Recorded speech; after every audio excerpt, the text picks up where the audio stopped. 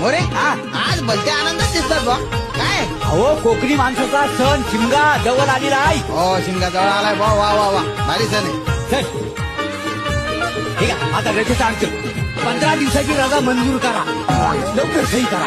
हो बरीच कामं पडलेली आहेत. हो का? हातदागिरी घ्यायची आहे, पाचोरा घ्यायचा आहे. हो नवीन ढोल पण घेतली आमच्या मुंबई मंडळात घ्यायला.